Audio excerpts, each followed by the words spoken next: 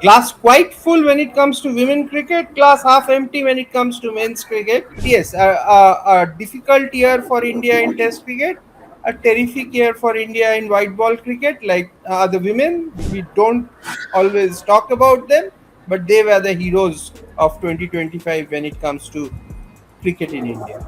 In terms of men's cricket, too many dressing room disturbances, turbulences.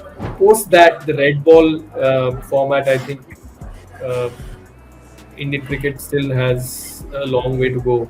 I was very disappointed with our test performance, and I think our white ball game is pretty much on the track.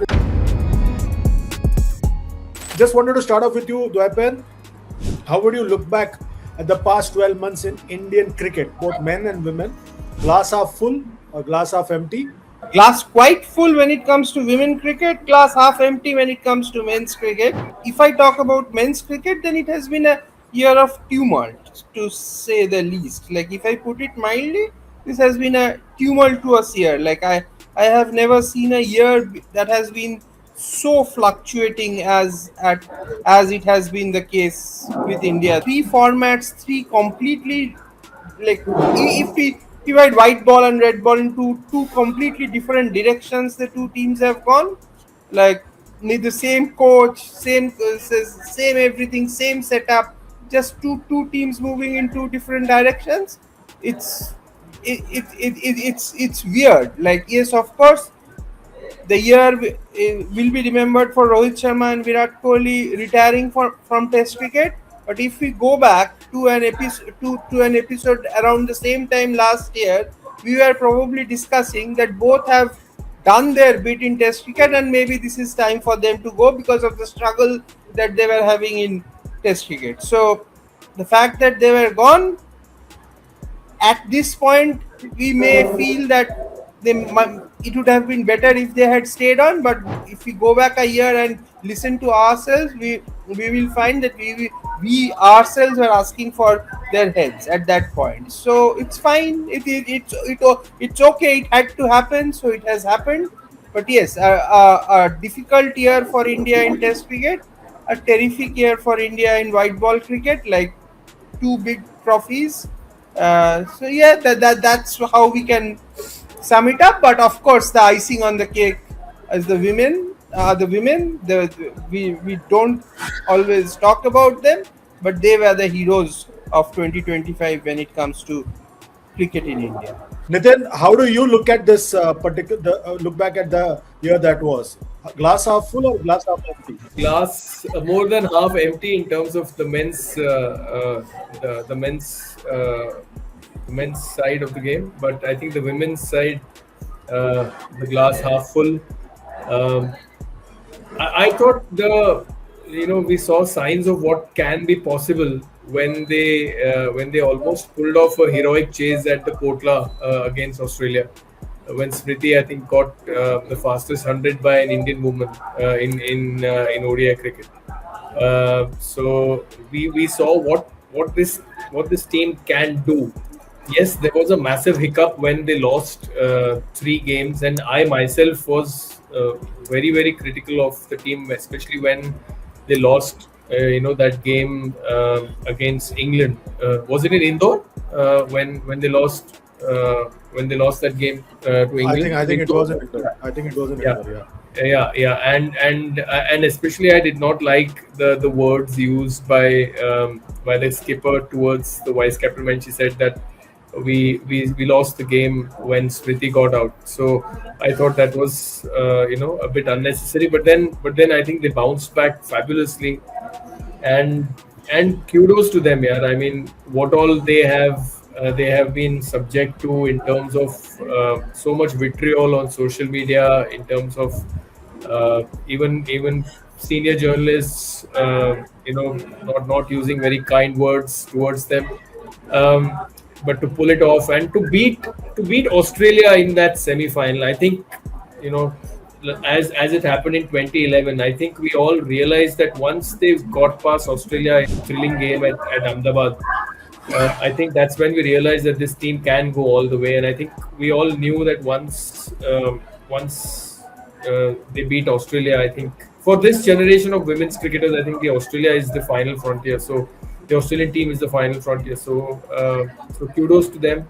In terms of men's cricket, too many dressing room, too many dressing room disturbances, turbulences.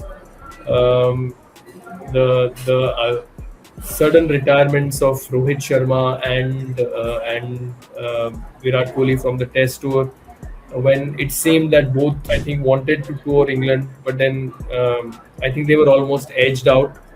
It turned out it worked out well for because they pushed Shubman Gill to be the Test captain, and he had a fabulous tour. But I think post that the red ball format, I think uh, Indian cricket still has a long way to go. A great white ball conclusion to the year. But then I think if this team wants to establish a legacy, then I think it's only red ball cricket that can really work. Gigi, how would you look back at the year that was? Fabulous for Indian women's cricket. Unprecedented year and dreamy year. I never thought that finally this would be the year. I mean, I had a brief thought, but then I was so scared that the thought might not come true, and it's finally come true. And we are the world champions in the World Cup. We have a World Cup in our cabinet, Women's World Cup trophy. So that I think is the biggest achievement of this year in terms of perhaps our biggest sporting achievement. I would go on to say that in this year, I mean, completely kudos to the girls for that. They showed the signs that they were going to achieve something special when they enjoyed a good tour of England. I thought, in the T20s and the ODIs. I was in England when they played the odd T20I, and I think they won that game. And the way they bounced back, I think they lost a few early wickets, and then Amanjot and somebody else had a great partnership. I think it was in Bristol, and that game told me that this team has now developed that resilience to that will to fight back after being under the pump, and that's what that quality served them well in the World Cup. Gemma Rodriguez came of age. I thought around 100 games into a career, she hadn't done much. Sweep shot खेल के बाहर out हो जाती थी. Soft dismissals out हो जाती थी. Too much of these cute shots and all. But the way she transformed the game since that New Zealand match, and after being dropped, in that knockout game, she hit a 7 for all the credit that her 100 is getting, which is obviously the knock of Indian women's cricket so far. I thought that apart from Harman's 171, I thought that knock in the semi-final against New Zealand, that 76 not out of 55 balls, gave the innings real momentum. If you could pata wicket tha, and if the rain would not have intervened and New Zealand had the full quota of 50 overs, then minus that knock, I don't think we would have. I mean, New Zealand were always in with a chance, like that. So it was the sort of innings that Shreyas Iyer played in the semi-final, World Cup semi-final in 2023. That 70 ball 100, which I thought won us that game. It was the real difference. And when it comes to men's cricket, I thought I was very disappointed with our Test performance, and I think our white ball game is pretty much on the track. This is what I was telling Nitin when I was flying to Raipur to cover the second ODI. That our white ball game, we had lost the first ODI, but I still think. And I think that our white ball game is pretty much on track. We have a plethora of players to choose from, but none in the Test format. If Sai Sudarshan is your number 3 in your Test team, then God save you. You're really struggling for options there. And I think we should start rewarding our domestic performers and really look at the way we are playing Test cricket, picking teams, choosing teams. Look at Gautam Gambhir more closely as a coach of the Test team. Whether he has the credentials to be there as a test team coach, because that I think that part of our game is sadly lacking very badly. In terms of T20s, I think we go in as the favourites again to defend our title. 50 overs cricket, we are on the ball. Perhaps Rocco was a worry. 6 महीने में Pandey खेल रहे. They played after 7 months. But but the way they bounce back after setbacks. I mean, Rohit was sacked as a captain, even though he was a Champions Trophy winning captain.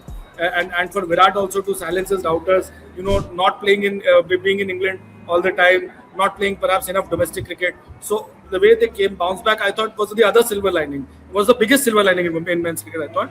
So like that. But I think the poor underwhelming performance of the Test team, especially at home, is a big worry, and that is something we need to fix going forward. When we tour Sri Lanka in July, August.